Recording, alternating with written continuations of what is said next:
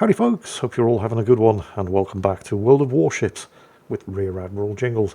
I do apologise for yesterday's late World of Tanks video. I suffered from a bit of a brain fart. Woke up at, looked at my watch, 7 o'clock. I thought, wow, that's a bit early. And yet I feel strangely refreshed.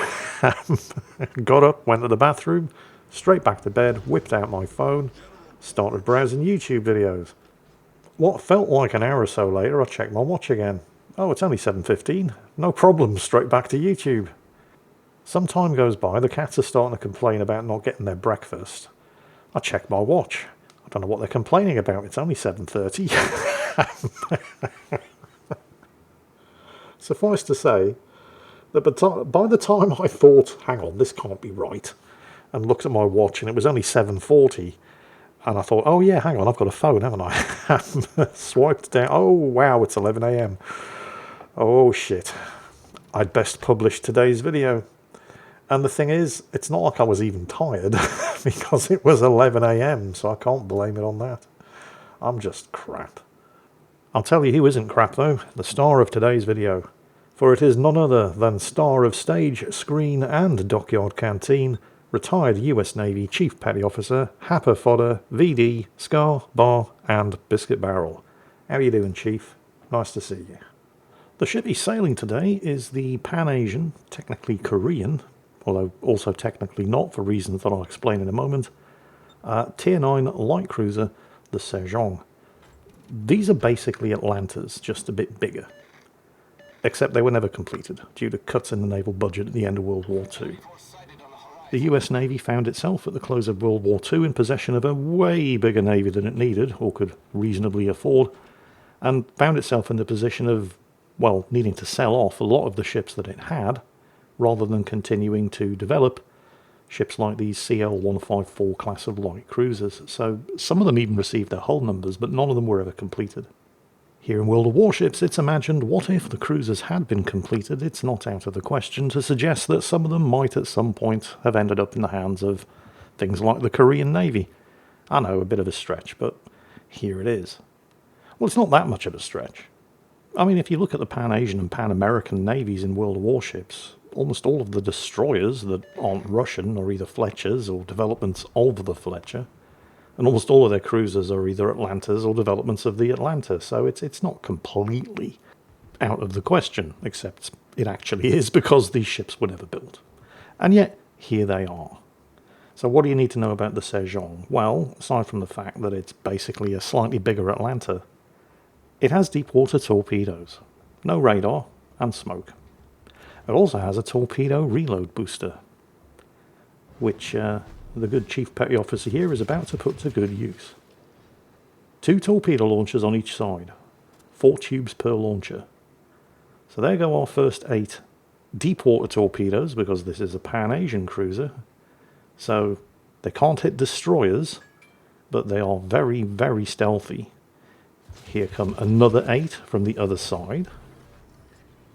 There's the torpedo reload booster. Wait for it. And here we go again. That's another 8. It's going to have 32 torpedoes in the water. And these are good torpedoes as well. 67 knot speed, 12 kilometer range, nearly 18,000 damage per torpedo. And of course, as deep water torpedoes, they're incredibly stealthy, so by the time you see them, it's probably too late. It is a little silly, isn't it? Now, you can't just dump 32 torpedoes in the water every time the torpedoes are on or off cooldown. The reload booster does have a very long reload. Wow, I didn't even know there was a Napoli there.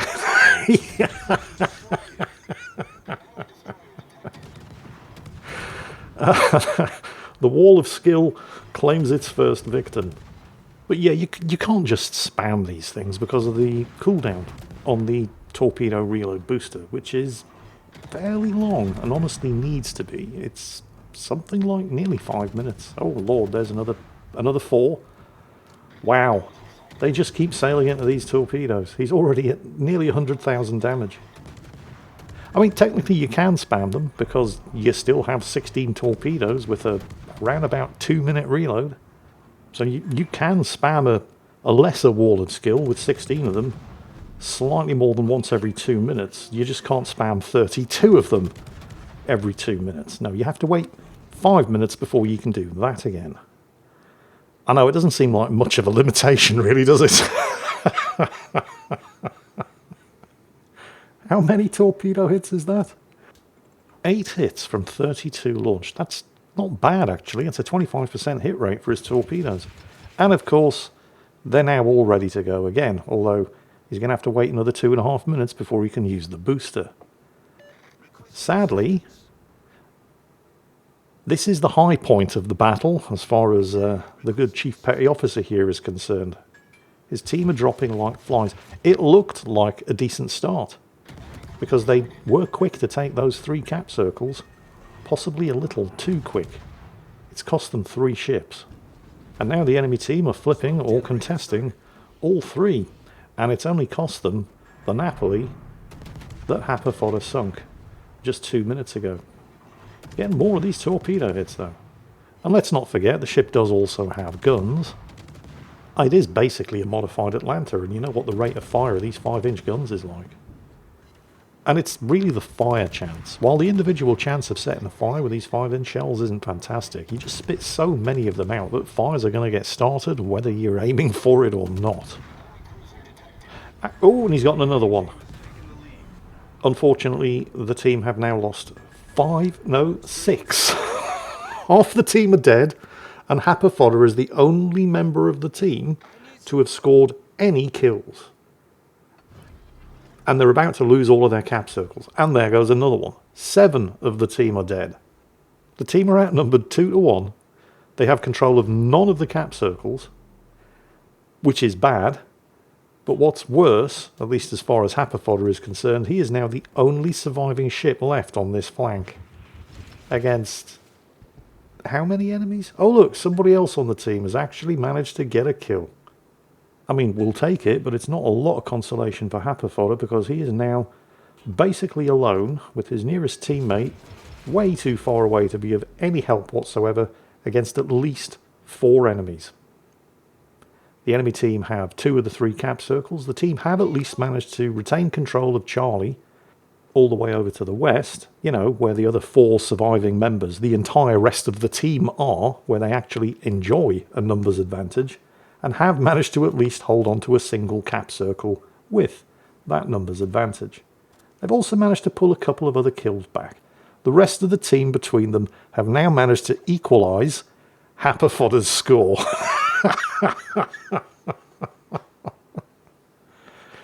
Hapa is in a pretty grim situation here.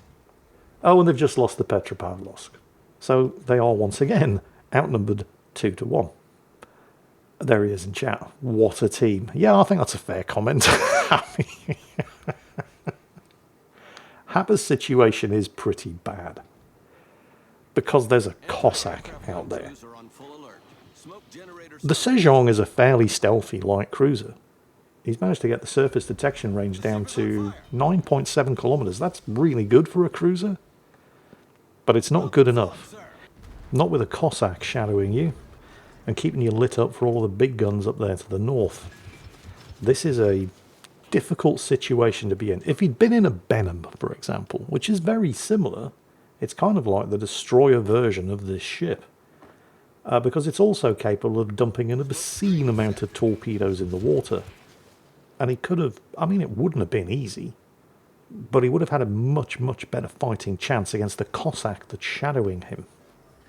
The thing is, the Cossack is a good ship. I think it's an excellent destroyer, but it does have one pretty big limitation, which is kind of common to the British destroyers in that none of them are particularly fast. I mean, they're not slow, but they generally tend to have a speed, and the Cossack is no exception, of 36 knots, which is fairly pedestrian for a destroyer.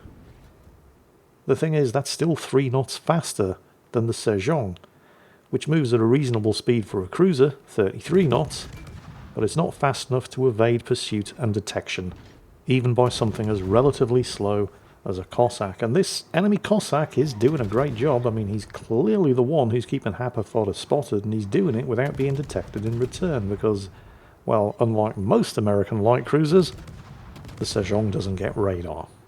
Doesn't even get hydro. And while it does have very good stealth, it's very good cruiser stealth, not very good destroyer stealth, so the Cossack is always going to be able to outspot him. Shadowing a light cruiser in a destroyer and keeping it lit up, I mean, it's not that hard, but I've seen people fail at it. Cossack is not one of those people. Oh, and the team have now lost control of the cap circle at Charlie. How? I don't know. No, actually I can see how. The Yugamo on the team, while it is probably still the stealthiest destroyer remaining in this battle, he's not interested in contesting a cap against a Druid and a Jutland with backup from a Buffalo radar cruiser, so that's kind of understandable. It's not good, but it is understandable. There is a spot of good news here for Hapa Fodder though. I don't know where the Cossack's gone, but he doesn't have him detected anymore, and it looks like the majority of the ships that were pursuing him are giving him up. And they're heading off over there to stomp, well, targets like the Monarch. The nice big fat juicy obvious and hard to miss target in open water without any islands to hide behind down there in the southeastern quadrant of the map. Although the Monarch is and has just managed to kill the Jutland. Unfortunately the Druid took out the Yugamo, but with a little, actually no luck whatsoever required here, he's nailed the Aegir. He is however once again spotted. The Aegir got some parting shots off, did some damage. I think he was probably under the impression that the Aegir was the only ship that was still over here, so it didn't matter if he shot. Once the torpedoes hit and killed him, he would go unspotted. But the Bismarck just poked out from around the side of the island there in time to see him. And that's really bad news, because the Bismarck's got fairly big guns, and you are just a light cruiser. There goes the smoke. Oh, there's some crossfire coming from the other side of the map as well. Okay, he's got the smoke between himself and the Bismarck. He's got the torpedoes away. And the friendly Preußens just managed to get a kill, but the friendly Monarch has died. So there's now only two of them left alive. And honestly, I don't think the Preußen is going to survive for much longer against that lot. Here's the question that has to be foremost. Yep, that question has just been answered. He's spotted again, and it's not the Bismarck. The Cossack's back. The Cossack is, of course, smart enough to know that he just has to keep them spotted because he's within range of the Bismarck secondaries. And the Bismarck secondaries are no laughing matter either, unless, you know, you're on the Bismarck, in which case they're hilarious.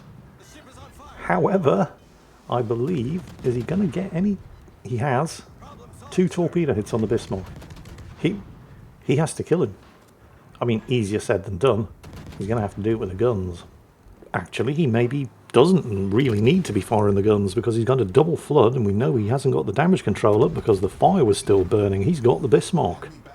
He's also got nearly 300,000 damage. High caliber, first blood, witherer. Holy shit. And he's losing.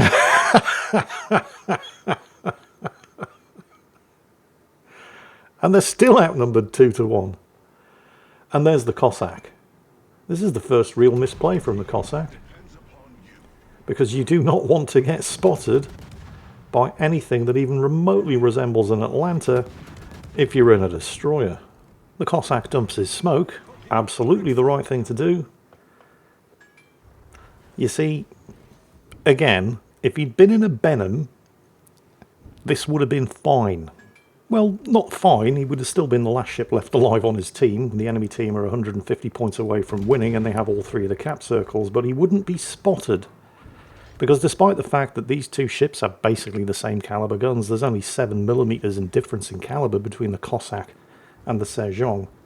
Because he's in a cruiser, he has a higher smoke firing penalty, which is why the Cossack is able to see him, even when he's inside the Cossack's smoke screen. Fortunately, it is a Cossack smokescreen. British destroyer smoke does not last long, although they do get a lot of charges and a very, very short reload. But given the odds that the Chief is facing here, the only thing he can reasonably expect to do is take the Cossack down with him. Which he does succeed in doing, earning himself, along with all of the other awards that he've achieved here, the Kraken Unleashed. That was 305,000 damage, which is, by the way, the EU damage record for the Sejong, and globally, it's the third highest amount of damage ever achieved by this ship. Hapa Fodder got more experience on a defeat than all but 2 of the winning team got for winning. Chief, me old shipmate? It's at moments like this when the only thing I can think of to say that might offer some small measure of consolation, at least you can always play Hello Kitty online.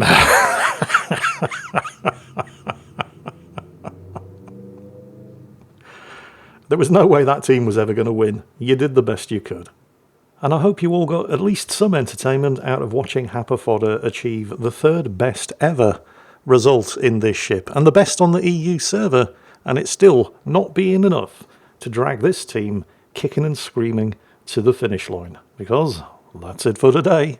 As always, take care, and I'll catch you next time.